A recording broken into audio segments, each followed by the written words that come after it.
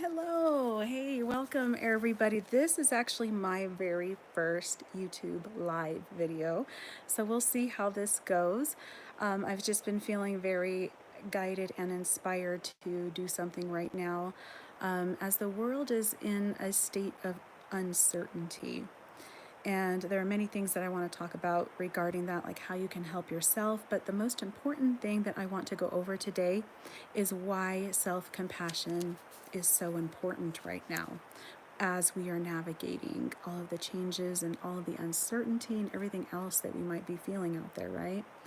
So, before I do that, I just want to ask you to please take a moment and click subscribe, and then click the little bell button right below the subscribe button so that you can get notifications of any and all videos that I upload. I'm going to try to be on YouTube more than I've been in the past. I also have my podcast called Real Reiki Real Life. You can go to realreikireallife.com and find all the episodes there. But I'm also going to try to spend equal time here on YouTube uploading episodes here, uploading podcasts to my podcast. So check that out while you have a moment as well, and subscribe so that you can get all kinds of notifications from me. Okay? All right, so for this YouTube Live, I want you guys to try to have a pen and paper handy if you can, because we're going to do a little exercise that will kind of help you integrate why it is so important to have self-compassion for ourselves. And so go ahead, if you have a moment, pause this video, go find a piece of paper and a pen to write down some thoughts for an exercise we're going to do. Okay, so now that we've gotten that out of the way, before I go into the self-compassion, which also kind of plays into self-compassion, I want to address a listener who contacted me on my Real Reiki Real Life website.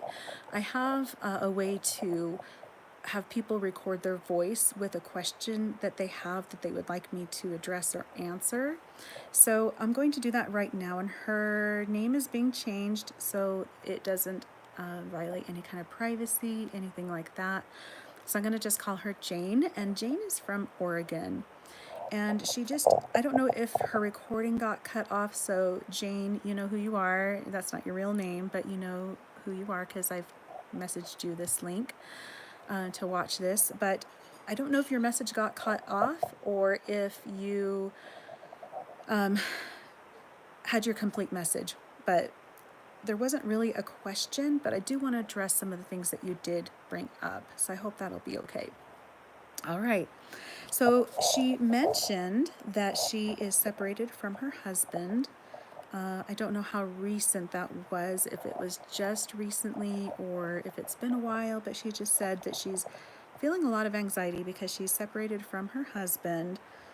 She had to close her daycare because of the coronavirus COVID-19 that is out there right now. And she's feeling a lot of uncertainty and understandable anxiety about the future, of what to expect for her future.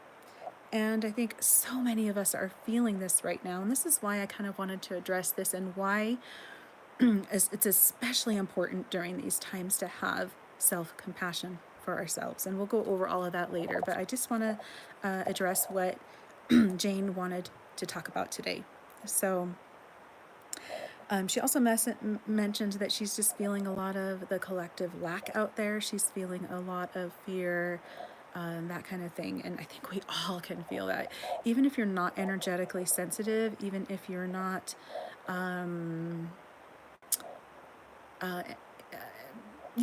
sensitive to energy, everybody's feeling it. And I think those of us who are sensitive to energy are feeling it. So yeah, it's just something that everybody is feeling right now. And she had this question that she's been asking herself that I want to address, that I think could help everybody out there too, who's in this mindset right now, right? She asked, what didn't I do that I should have done? Now, I'm not sure the context of that. I don't know if she meant, what didn't she do regarding her marriage or the breakup of her marriage, or what she didn't do about her daycare falling apart. It could mean so many things. So I don't really know the context of that. So given that, I'm just going to answer that in a more broad term and give you just what my perspective is. Now, before I get into that, I do want to put a disclaimer out there that I am not a psychologist. I'm not a therapist. What I come to you with is my own collective experience. I have had to do so much work on myself. I've had decades worth of trauma and tragedy and all kinds of abuse, sexual abuse, emotional abuse, physical abuse, all of it. And I've had a ton of experience having to work through some of my stuff. And so I'm coming with you are coming to you with that experience. So this is not meant to take the place of any kind of counselor, any kind of life coach, any kind of professional that can help you figure out your life. This is just my perspective, what I've learned, what my truth is, and I share that with you all in hope that it can help you with anything that you might be going through in life right now. So with that, back to her question of what didn't I do that I should have done? So several thoughts came to my mind when she posed that question. And the first one is there are so many different belief systems out there, and I can't possibly know what everybody's belief system is out there. So if there's something that I'm saying that doesn't resonate, that's fine. No problem. I know my truth is not always going to be somebody else's truth. Just as I know that somebody else's truth is not always going to be my truth, right? So I am going to offer what my perspective might be, and I challenge you or I invite you all to go inward and ask yourself if this is your truth. And if it's not, to maybe perhaps meditate on it, to perhaps maybe meet with a professional to help you figure that out for yourself. The last thing I ever want to do is tell you how to believe, tell you what to think, tell you how to act, all those things. That is not my goal. My goal is to help you go inward and identify those things for yourself, because that could look so different. Different because of who you are, your background, what you come from, so many things that can factor into that. So I just wanted to put that out there regarding that. So back to my thought. My thought is of what she could have done that she didn't do. And I'm going to just go off a couple of belief systems that I know. So the first one, especially in the spiritual field or the personal development crowd, is that we all believe that everything is divinely orchestrated. So I know as you're going through some very, very painful and challenging times in life, it might feel like, what divine purpose is there in this? What kind of loving, whatever you want to call it, whatever, if you believe in God, if you believe in the universe, if you just believe in some kind of other deity, it doesn't matter. But everybody asks that question of what kind of God would allow these things to happen, right? Everybody has gone inward and asked those things of themselves. Maybe not of God, but just why are certain things allowed to happen? And certainly right now we're all asking that. Why is this all happening? Why is the world as we know it turned over on its side? And there's so many things and so many YouTube videos out there right now. So much stuff in the news. But my perspective on all of that, and to help answer Jane's question, is I firmly believe that things are divinely orchestrated, meaning my belief, and this is a common belief in spirituality, is that we all are here in this life to learn, and we have to learn through many different avenues and many different life experiences. So if I take the perspective of maybe her marriage falling apart, maybe some things that she's thinking like she could have done to save the marriage, some things that she could have done to help the marriage, whatever that may be or whatever that may look like, I want her to know, and I want all of you to know, we can question ourselves on anything. It doesn't matter what it is that we've gone through in life, no matter how painful it is, no matter how happy it is. We can always question until the cows come home what we could have done differently to change the outcome. And we can drive ourselves crazy. We can drive ourselves nuts. We can just be in this space of just like, oh, what could have I done differently? And that is so normal to ask yourself these things. We always want to go inward and find out maybe if there were ways that we could have improved our situation. So I always encourage that. I always encourage people to go inward and ask themselves, what could I have done differently? But that doesn't mean that you beat yourself up over that. It doesn't mean that because you didn't do some things now that you can see in hindsight or in retrospect, that you beat yourself up over it. That is important, and we're going to talk about that more in a minute. But if we go back to everything is divinely orchestrated, everything is serving some kind of purpose in our life. I'm not a fan of everything happens for a reason, that phrase of everything happens for a reason. One that is closely related to that is that everything is divinely orchestrated, or everything, I just lost my train of thought. Good old ADD brain. But it's everything is divinely orchestrated. And there's always something to learn from everything we go through, everything in life. So I would invite Jane to ask herself, not just what is it that you could have done differently, but what is it that you can learn from this situation? What kind of things could you possibly do differently next time? If there were some things that you could have improved upon. But also understand and come from the energy of that some people are only meant to be in our lives for a specific amount of time. And then whenever they have served their purpose, or whenever we've served our purpose in their lives, then it's time for us to move on. They either move on, we move on, whatever the case may be. And that can show up in so many ways. That can be with a marriage that goes down the tubes, or any other thing in life that comes to an end, a good thing that comes to an end, or maybe a not so good thing that comes to an end, right? Maybe her marriage was not happy. Maybe it was not a healthy marriage, and maybe the best thing to happen is to get out so that she can be healthy, so that she can go inward and heal herself and look at those things that need to be healed, right? And sometimes we can't do that in the present situation that we're in, and things have to be shaken up in order for us to go inward, to figure out those things that we need to heal in our lives, that we need to integrate, that we need to move through. So that's what I would like Jane to ask herself, and all of you as well, during this moment of upset, during this moment of uncertainty. What can we all learn from this? What can we do to make ourselves stronger in the end? Because the reality is we're going to have to go through this, right? We're going to have to go through it. Doesn't matter how this ends up. Doesn't matter how it plays out. Doesn't matter which way the wind blows.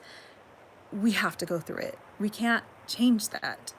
So if we're going to have to go through it, we might as well look around for the silver lining in all of it, and the many silver linings that can come from it. And that also means having to sift through your pain as well, because there's a lot of pain out there. And I want you to have self-compassion for your pain. And again, we're going to talk about that a little bit more, but I just wanted to throw that perspective out there of to look at it from an angle of what can you learn from all of this? How can you improve yourself because of everything that's happening out there? What can you take with you after this is all said and done? Because we have a choice. What can we take with us? If we choose to live in fear, if we choose to live in disgust or any other kind of unhealthy emotion, what are we going to be after this is all said and done? Are we going to turn into an angry, bitter person? Are we going to turn into somebody who's depressed and who is sad? And I'm not saying it's not okay to feel those things, because it is. But the thing that we have to think about is, if we go through this period of time, and however long this lasts, with the attitude of pain, fear, lack, and the list can go on, that's what we're inviting in, and that's who we're going to become. So when this is said and done, if that's all you practiced was all of the lack, all of the fear, all of the why is this happening to me kind of thing, then that's what's going to happen when this is over with. You're going to be stuck with that kind of mindset. So you have a choice right now, everybody, Jane, and you're everybody, no matter where you are and what kind of pain you're in, to look at it from a perspective of, what can I learn from this? What is it that I can do to change myself, to heal myself, and show compassion for myself in the process for that? Another thing about self-compassion is how healthy it is for us. So for instance, now is the time when you want to take out your paper, and I want you to write down all of the things that you, let's see, I'm just looking at my notes here. Hold on here. Where did my thing go? Here we go. I want you to write down all of the ways right now that you show compassion for others. Okay? Whatever that may look like. I want you to have a nice list. So think about somebody in your life who you love to pieces and who you show a ton of compassion for. That could be your best friend. That could be your partner, your spouse, your children, whoever. It doesn't matter who it is. But think of somebody and imagine them coming to you with a really major problem that they're facing. What kind of things would you tell that person to show them compassion? And just as a couple of ideas, at least I know I do, is typically I listen, I validate, I help them, I provide a safe space for them to feel safe talking to me about anything and everything, their vulnerabilities, their fears, their joys, their triumphs, their sadness, their depression, their everything, right? I allow them that space. I validate them. I try to understand their perspective. Doesn't mean that you have to agree with the perspective, right? There's a difference. You can understand someone's perspective without agreeing with their perspective. And the key element in helping people with compassion or showing compassion are those things. So write down your list. And if you base it off of what I just said, when you look at that, I want you to look at that and tell me what you feel. You don't have to tell me what you feel, right? Just make a note to yourself what you feel when you read that list. And take a moment if you need to, pause the video, that kind of thing.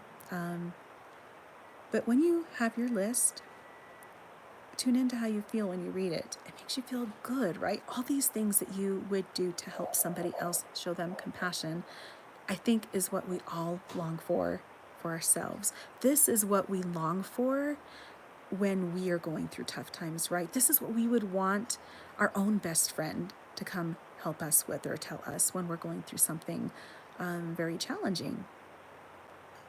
So now I want you to set that list aside, and we're going to make another list. We're going to make another list where I want you to make a list of things you tell yourself when you're going through a challenging time. So I want you to imagine, and it probably won't be hard right now, what some of your challenges might be.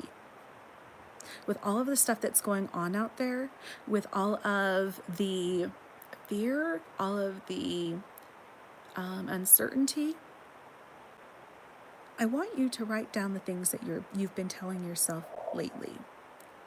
And I want you to be 100% honest with yourself, 150% honest with yourself. Because the only way this exercise is going to work is that if you are honest with yourself. So write down the good, write down the bad, write down the ugly, write down everything. Be as authentic as you can in your list. and pause this video if you need to. And when you're done, go ahead and unpause it and come back. And now I want you to look at that list and read it to yourself. What have you been telling yourself? Okay, now I should have backtracked. I wanted you to write the negative things that you've been telling yourself. I think some of us do tell ourselves some positive things, but sometimes we tell ourselves some negative things as well. So sorry, I should have put that out there before. I want you to write down the negative things that you've been telling yourself, maybe the things that aren't as healthy, okay? So if you can look at your list and edit that really quickly and mark off the things that that you tell yourself that are positive in this moment in time.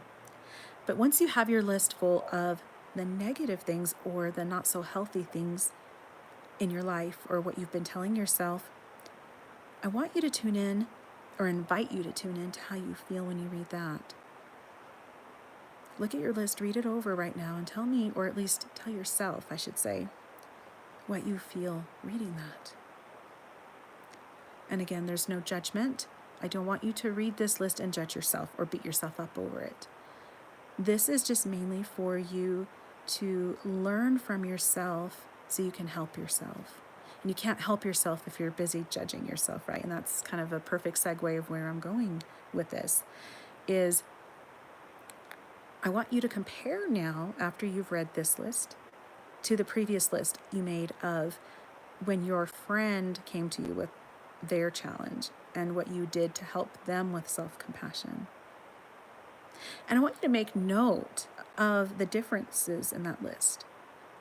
Why is the list with your friend different than the one that you made for you, right? Why would that be different? I think there are many things that can come into play with that. And I think the main thing for me is, and I think for a lot of people, is none of us were taught how to cultivate compassion for ourselves. None of us were taught how to show self-love to ourselves. And we're always taught to serve others with love and compassion.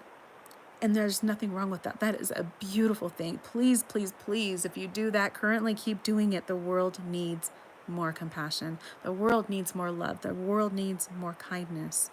So please keep doing that. However, I want you to look at that list and say, why is this different? And pay attention to the feelings that it invokes inside of you versus the list that you made with your friend. And like I was saying, we've been conditioned to love, serve, and help other people and show them love and compassion. But nobody's ever taught us how to do that for ourselves. So a lot of times when there's these YouTube videos out there of self-love and self-compassion and how to show yourself these things, if you've never been taught that, then how do you even show yourself this stuff, right? I know I can certainly say that I was never taught how to show myself love. I was never taught how to show myself compassion. These are things that are actually learned traits that nobody really ever teaches you, unless you happen to have a parent who is very evolved, or a parent who is like a psychologist, as some kind of mental health professional. The reality is most of us don't have that, and we weren't raised with that. We got what we got when it came to our parents, right? And they may or may not have taught us that thing. And for the majority of us, we have not been taught that. So it doesn't come naturally for us to show love and self-compassion for ourselves. It does for others because we've been doing it our whole lives, right? But because we've never done that for ourselves, it doesn't come as natural, and it doesn't feel right sometimes when we listen to a YouTube video or some kind of other meditation that tells you to love yourself. Like, I am love, I am light, I am beautiful, I am courageous. All these beautiful mantras and self-love and self-compassion phrases that are out there can actually feel false if you don't feel those things already towards yourself, if you have never practiced those things for yourself. I have talked to so many light workers who feel this, who say, and I know I'm one of them too, I was in that position where I thought, okay, I want to cultivate all this love and all this self-compassion for myself. And then I would do those mantras, I would do all those meditations, and they wouldn't feel right for me. They didn't feel like they had truth to them. And it wasn't until I learned through some of my own trials and some of my own challenges and some of my own tough situations in life that the missing ingredient was because I didn't have any experience showing myself those things. And that's why it didn't feel authentic to me, trying to recite these mantras that say, I love myself, or I am love, when you've never had to learn that for yourself. So this is one thing that I would like to tell Jane is, I hope you can come to a place of showing yourself compassion during these very, very difficult times that you're going through. And not just Jane, but everybody else out there watching this. I want you to look and see how you can show yourself compassion right now. Even if you don't have experience doing this is the perfect opportunity for you to start learning that right now. Because the reality is, there are so many things like we could just kick ourselves for, right? Why didn't I have a bigger savings? Because now who knows what's going to happen financially in the world. And, the list can go on and on and on of all the things that we can beat ourselves up over. But I want you to think back to our exercise when you get to that frame of mind of how you felt when you read your list that you made for your friend, and how you felt when you made that list towards yourself. Which one is more motivational for you? Which one inspires you to make the needed changes in your life? Which one actually makes you have passion to do the work that is needed? And if you can see that in yourself just by what you wrote down, it can help you be more mindful of the things that we tell ourselves on a daily basis, the little ticker tape that can play around and around and around in our head all day long, of the ways we beat ourselves up, the ways we don't show ourselves compassion. And that's effectively what we are doing to ourselves when we look at that list of things that we tell ourselves that are not so healthy versus the ones that we do when we are talking to a friend. It has the same impact on us. And the reality is, the not so healthy things that we tell ourselves doesn't motivate us to change. In fact, it makes us more depressed, it makes us more anxious, and it just feeds into that energy even more. So one way you can help with these thoughts, and there's nothing wrong with these thoughts. That's one thing I want to put out there. There's nothing wrong with these thoughts, okay? If you have thoughts of feeling less than or beating yourself up, allow yourself to feel that. There's a reason you're feeling that. The last thing you want to do when these thoughts come up is beat yourself up. Sorry, I've got a dumb notification on my phone. Is to beat yourself up and say, quote, I should know better than this, or I don't want to be feeling these things. And then we bypass it somehow, right? I want you to think about some of the ways that you might be bypassing right now. Some of the ways that we might be bypassing right now could look like, and I'll use my own examples because we all do that, right? We all kind of bypass when something is uncomfortable, when we're not comfortable with something. And for me, some of the ways I used to bypass, where I would just do a meditation that would make me feel better. And there's nothing wrong with doing a meditation that makes you feel better. The thing that I want you to be mindful about, though, when you do, is this actually changing your life circumstance? Is this helping you make needed changes? Or is it just helping you cope or feel better in the present moment? Because if you're just trying to cope and feel better in the present moment, then whatever that is coming up to cause this dissonance in your life right now is just going to keep coming up until you learn how to shift it, until you learn how to have a different perspective regarding it, until you learn how to show yourself love and self-compassion. So I want you to just think about those things. I just keep looking up because my husband left with the dog and took him out on a walk. And I just saw them out there right now and I'm not sure what they're doing. But you might hear some barking, you might hear some commotion. And that's the reality when everybody's home during all of this. So please excuse any noise that might happen in a minute. So some things I wanted to go over. The top, let's see. Did I already talk about this? Let's see. Yes, there are two things that come into mind when I think about self-compassion and self-kindness. Hi, doggy. Hey, buddy. Do you want to come say hello to the YouTube crowd? No. Okay. I'll leave you alone unless you want to come up here and join us. Okay? He's my little fur baby. Anyway, so back to the two things that I want you to think about as far as the pros go with showing yourself love and compassion.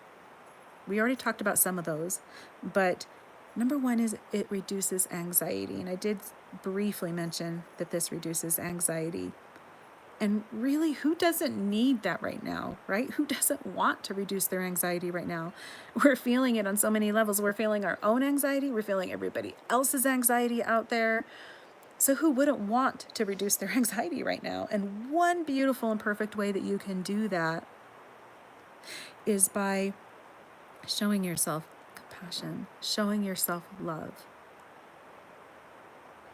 Because when you can do that, as you felt when you looked at that list that you made with your friend, you're going to replicate, you're going to duplicate those same feelings when you can do that inward towards yourself. Okay. This is getting long, so I better hurry. Also, it brings you comfort. If you can sit there and show yourself love and compassion, it brings you comfort. And it's like I was saying, the ways that we were bypassing, like for me, one of my major ways of bypassing is going to find something to eat. I'm an emotional eater. I eat when I'm happy. I eat when I'm sad. I eat when and this is like a cultural thing too. We eat when we're celebrating. We eat when we're not celebrating. And the trap some of us can fall into is we can do something that will temporarily help us feel better, like eating or overeating or eating something that's not so healthy. The greasier the better, or the sweeter the better, whatever the case may be. Some people do turn to other more unhealthy ways of coping, like drugs, drinking, ways of numbing or bypassing the pain. And meditation can do that too. I've talked about that in my podcast. I've talked about that a few times, how even some of our spiritual tools can be ways of bypassing. And the spiritual tools that we have, like meditation, like self-Reiki, and any other tools out there that we use in a spiritual manner to help ourselves, can be misused. They're not meant for us to bypass what is going on in life, to numb out our feelings, our quote, less than feelings, our unhealthy feelings. The time has come, and this shift is happening now, especially as we navigate what is going out there right now with the COVID-19 and coronavirus epidemic or pandemic. The time has come for us to actually stop doing that. And this is the perfect opportunity to look inward and find those ways in which we might be doing that. The ways that are not going to help us or serve us right now. And the ways that are no longer serving us regarding that. So I know, if you can cultivate that love and that self-compassion for yourself and give yourself that love, it will help you from turning to less healthy ways of coping, and it will help you feel comfort. And that's something we all need to feel right now, is comfort. And one of my favorite ways to show myself compassion right now is I like to just give myself a hug like this. I like to just put my hands across myself and just close my eyes and take a few deep breaths. And just imagine that you're being hugged by your favorite person. And I hope that favorite person is you, but if you're not there yet, that's okay. But imagine that your hands are from somebody that you really love, or maybe even somebody who's passed on the other side, somebody that you would love to feel a hug from again, that you would give anything to feel a hug from again. I want you to put your hands on your shoulders like this towards your heart chakra area, just right in this general area, and feel that love. And look at your list, if you need to, of the ways that you show your friend compassion. And tell yourself those things that you would have told your friend. So you'd close your eyes, and maybe the first thing on your list is, I'm okay. I'm okay. I may be wondering what the future may hold for me with my finances. I may be wondering what life looks like for me because my marriage fell apart, and that was for Jane. I may be wondering what my life might look like because I'm so lonely right now because of the disconnection that we're feeling as we isolate, as we self-quarantine sometimes. And this is one way you can feel that connection. It opens up your heart chakra. It opens yourself up to feeling love from yourself. And it may not be easy at first to do this, trust me. If you're not used to doing this, it may feel kind of awkward. It may even feel kind of uncomfortable. There may even be parts of you who resist this. And the reason why there might be parts of you that resist this is because you're not used to showing this to yourself. It feels different because you're used to maybe going to a place of bypassing, or maybe you're used to going to a place of not feeling. And to actually feel it sometimes can be a little uncomfortable, and that's okay. And I just want you to know that if you do feel that and you feel resistance, ask yourself what that resistance is.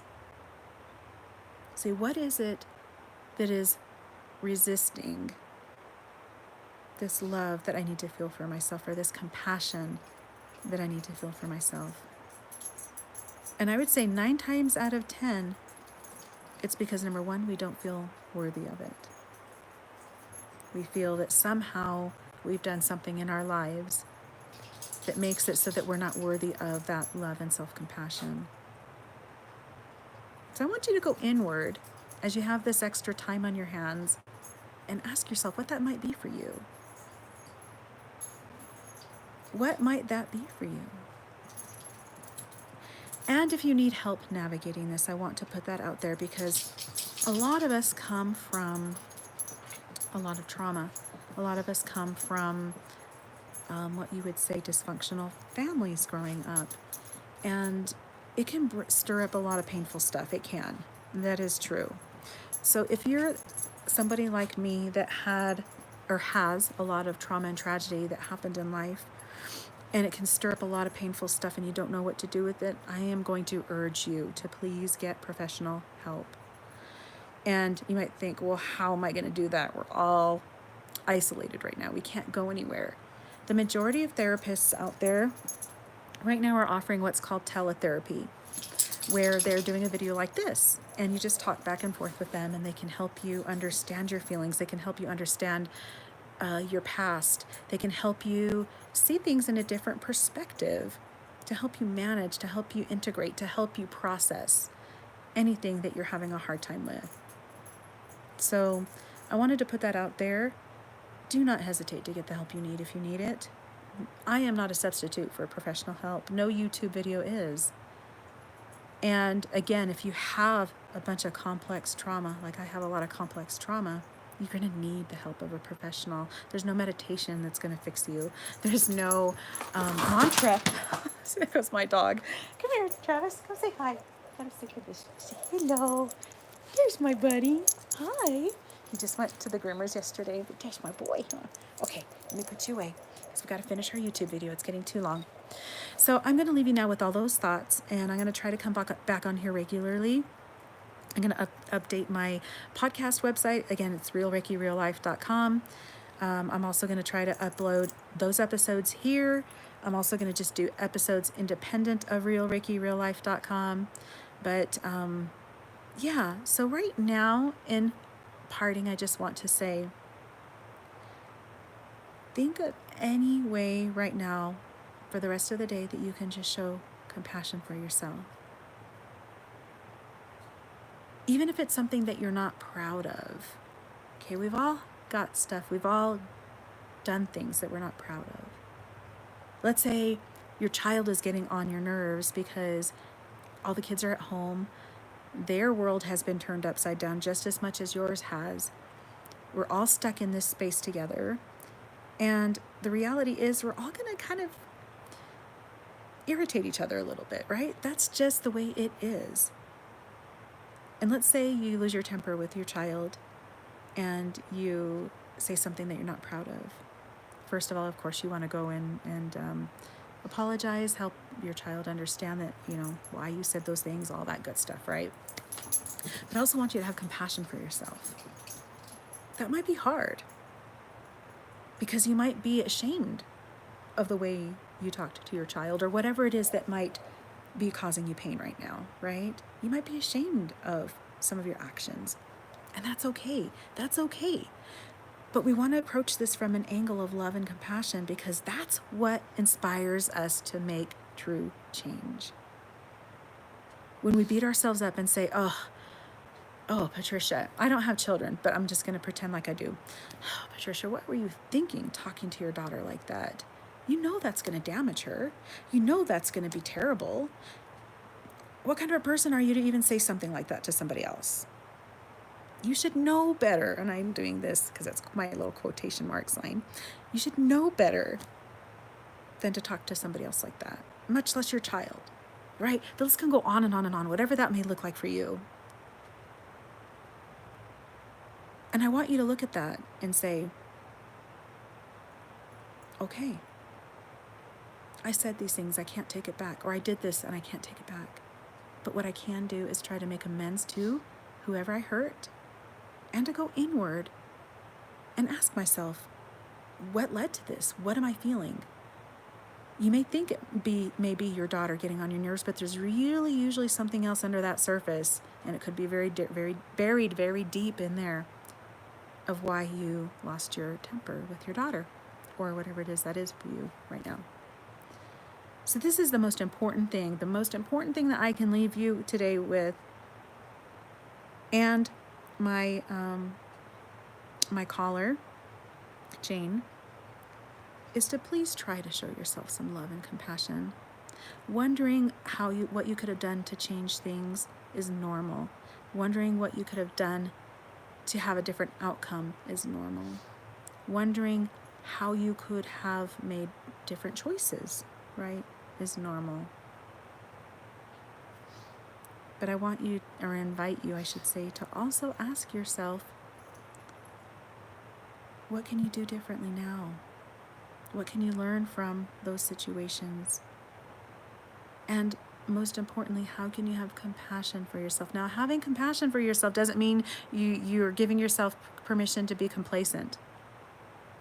I want to disavow that notion from anybody out there who may think that if you show yourself love or compassion, that you're giving yourself a free pass to be complacent and be like, oh, well, I did it because, I'm trying to think of something off the top of my head. I did it because I'm pissed off at that person, or I'm angry, or whatever, right? And that's not going to serve you if you just think of it in that way. And my ADD brain just left me. So I think it means that's time to go. So with that, I just want you guys to think about all of that today, and my listener, of how you can go inward and show yourself that love and compassion right now, of the things that you could do differently now. What can you change right now? What is it that you can learn right now that you can take with you after all of this is said and done? What can you do to become a healthier person now? Because the reality is the past is in the past. There's nothing we can do to change the past, but we can change our present and we can change our future. And the only way we can do that is to allow ourselves to feel what we need to feel, but also move into that space and that energy of love and self-compassion. Because when we can and when we do, that's what motivates true change. So I'm going to go. I'm getting notifications on my phone. I'm going to go. But thank you so much for listening. Thank you so much for watching. I did not mean this video to go on for so long. It went on pretty dang long. But when I get into this frame of mind, it's like the hyper focus of my ADHD brain comes in. Some people call it channeling. Some people call it just being able to hyper focus. But there was a lot of information that was coming through that I felt like I needed to talk to you about today. So I hope that something here helped you. I hope that something here gives you some food for thought. If you have any questions, if you want to leave any comments, please feel free to do so. I would love to hear from you. I would love to hear how this might have helped you. I would love to hear with maybe something you're struggling with right now. And again, I'm not a counselor. I'm not a therapist. I'm not a psychologist. But I'll certainly do my best to offer a perspective of wisdom I've gained from my own life experiences. So with that, remember to always journey in light and serve with love. And I'm Patricia Keenan. I live that with you. And so much love and so much health to you right now. Please stay healthy. Please stay grounded. Please stay centered. And most of all, remember to show yourself that love and compassion. Take care, everybody. We'll talk to you next time. Bye-bye.